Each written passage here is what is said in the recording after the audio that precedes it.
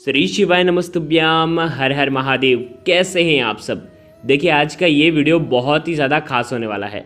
हम सभी को पता है कि अभी कार्तिक मास का बहुत ही पवित्र महीना चल रहा है और कार्तिक मास का सबसे पवित्र दिन होता है गुरुवार का, जो कि बहुत ही शुभ माना जाता है, जो जीवन से दुर्भाग्य को दूर करता है। देखिए कल कार्तिक मास का गुरुवार है और कार्तिक मास में करने वाले 4 विशेष उपाय के बारे में हम आपको इस वीडियो में बताएंगे। देखो कार्तिक मास का कोई भी गुरुवार है तब आप ये उपाय कर सकते हैं। देखो कल भी गुरुवार है और कल तो कार्तिक मास की पंचमी तिथि है, यानी कि बहुत ही शुभ योग बन रहा है। देखो कार्तिक का पूरा महीना भगवान विष्णु को समर्पित होता है।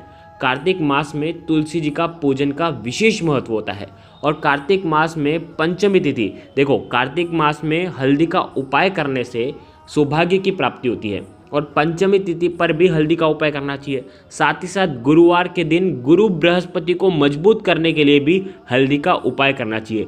यदि आपका भाग्य आपके साथ नहीं है, यदि आपके भाग्य का साथ आपको नहीं मिल पा रहा है, तो आपको हल्दी का उपाय करना चाहिए। और साथ ही साथ भगवान विष्णु को तो हल्दी बहुत ही ज़्यादा प्रिय है।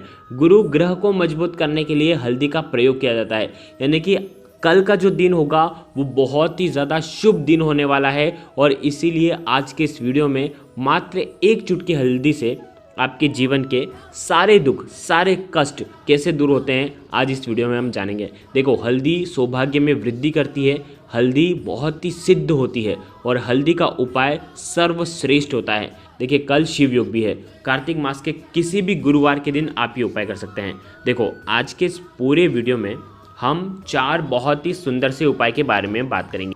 ये उपाय पूज्य गुरुदेव की ही कथा सुन करके, समझ करके समझाने का प्रयास करूंगा। लेकिन उससे पहले आप सभी से रिक्वेस्ट करता हूं, चैनल पर अगर पहली बार आए हैं तो चैनल को ज़रूर सब्सक्राइब करें। देखिए सबसे पहला उपाय, हम सभी को पता है कि गुरुवार और कार्तिक मास बहुत ही ज़्यादा शुभ होता है। देखो आपको क्या करना है, आज के दिन हम अभी कार्तिक मास में हमने आपको पहले एक उपाय बताया था जिसमें पूज्य गुरुदेव ने स्पष्ट रूप से बोला था कि आपको कार्तिक मास में आप जब भी स्नान करेंगे तो आप तुलसी जी की लकड़ी को घुमा करके उसके बाद आपको स्नान करना है, ठीक है। लेकिन कल गुरुवार का दिन है तो आप तुलसी जी की लकड़ी डाल करके स्नान तो करेंगे, लेकिन आपको कम से कम एक चुटकी हल्दी आपको जल के पात्र के अंदर डालना है। जब आप जल के पात्र के अंदर डालोगे, ओम नमो भगवते वासुदेवाय का स्मरण करना और हल्दी का स्नान करना। देखो कार्तिक मास के गुरुवार के दिन जो भी व्यक्ति हल्दी का स्नान करता है उसके जीवन के दुर्भाग्य दूर हो जाते हैं। देखो भाग्य की रेखा चमकने लगती है, गुरु ग्रह मजबूत होते हैं और गुरु ग्रह मजबूत होता है ना तो भाग्य का साथ आपको मिलता है। कोई भी काम करो उसमें आपको सफलता मिलती है। इसीलिए हल्दी का स्नान कल के दिन आपको करना है। देखो तुलसी जी की मिट्टी डाल करके भी स्नान होता है, तुलसी जी के दल डाल करके भी स्नान होता है, लेकिन कल का दिन विशेष है। कल के दिन पंचमी तिथि भी पड़ गई है और इसीलिए मात्र एक चुटकी हल्दी डाल करके घर के जितने भी लोग हैं ना, सबको एक एक चुटकी हल्दी जल के पात्र के अंदर डाल करके स्नान करना चाहिए। तो देखो ये हो गया पहला उपाय। अब हम बात करते हैं दूसरे उपाय की। देखो कार्तिक का पूरा महीना जो है वो तुलसी जी की पूजन के लिए समर्पित होता है।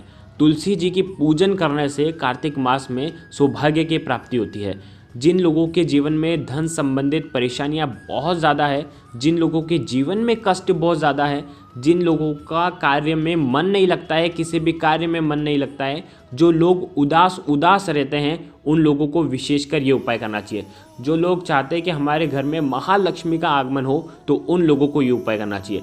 देखो ये जो दूसरा उपाय है, इस उपाय के लिए आपको एक स्टील का पात्र लेना है जिसके अंदर 2 चम्मच आपको कच्चा दूध मिलाना है, ठीक है। कच्चे दूध मिला लिया, अब आपको इसके अंदर शुद्ध जल आपको भरना है। आ गई आपको बात समझ में। अब आपको क्या करना है, मात्र एक चुटकी हल्दी आपको लेना है और एक चुटकी हल्दी इस पात्र के अंदर आपको डाल देना है, ठीक है। देखो यहाँ पर एक चीज़ समझना, ये जो आप जल आप तैयार करोगे ये आपको तुलसी जी में अर्पित करना है। आपके घर में जहाँ कहीं भी तुलसी जी है ना, वहाँ पर अर्पित करना है, लेकिन सूर्यास्त के पहले पहले ये उपाय कर लेना, क्योंकि सूर्यास्त के बाद ये उपाय आप नहीं कर पाओगे। देखो करना क्या है, देखो जल का पात्र जैसे ही डालोगे ना तो आपको इस मंत्र का जाप करना है, श्लोक का जाप करना है। महाप्रसाद जननी सर्व सौभाग्यवर्धिनी आधि व्याधि हरा नित्यम तुलसी त्वम नमोस्तुते। इस श्लोक का आपको कम से कम 3 बार इस मंत्र का जाप करना है, 3 बार। देखो अगर ये मंत्र नहीं आता है तो ओम नमो भगवते वासुदेवाय का जाप करना।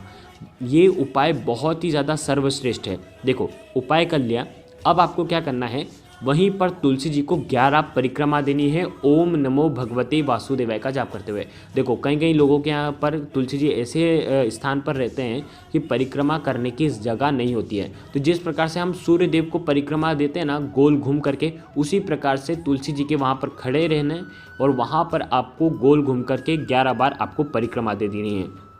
देखो जैसे आपने परिक्रमा दी, अब आपको क्या करना है, तुलसी जी की जड़ को जहाँ पर आपने जल अर्पित करा है, जो मिट्टी वो गीली हो चुकी होगी, उस मिट्टी को आपको स्पर्श करना है और आपकी जो भी मनोकामना है वो आपको बोल देना है। बस इतना सा उपाय आपको कल के दिन विशेष करना है। ध्यान रखना, अगर कल के दिन नहीं कर पाओ तो कार्तिक मास के आने वाले गुरुवार के दिन भी ये उपाय कर सकते हैं। विशेष ध्यान रखना, कार्तिक मास में जो भी गुरुवार आए वैसे तो हर गुरुवार के दिन आपको ये करना चाहिए, लेकिन अगर नहीं कर पाते हो तो आने वाले गुरुवार के दिन तो आपको ये करना ही करना चाहिए। ठीक है, तो ये देखो ये हो गया दूसरा उपाय। देखिए अब हम बात करेंगे तीसरे महा उपाय की। देखो कार्तिक का जो पवित्र महीना होता है ना, वो भगवान विष्णु की पूजा अर्चना के लिए समर्पित होता है। देखो क्या करना है, कार्तिक के इस पवित्र महीने में आपको बहुत ही सुंदर सा उपाय करना है। देखिए कल कार्तिक के गुरुवार के दिन आपको क्या करना है, एक तांबे के पात्र के अंदर जल लेना है। ठीक है, उसके अंदर 1 चुटकी हल्दी आपको डालना है, 1 टुकड़ा गुड़ का, आपको छोटा सा टुकड़ा है ना गुड़ का आपको डालना है, और साथ में आपको काले तिल जो है वो जल के पात्र के अंदर डाल देना है। ये तीनों सामग्री डाल देना जल के पात्र के अंदर। कार्तिक मास के गुरुवार के दिन आपको जाना है पीपल के वृक्ष के वहाँ पर, और पीपल के वृक्ष के वहाँ पर जाना है, और वो पीपल के वृक्ष के वहाँ पर जाना है। और आज के दिन आपको पीपल के वृक्ष की जड़ में ये हल्दी मिश्रित जल जो है वो अर्पित कर देना है ओम नमो भगवते वासुदेवाय का जाप करते हुए।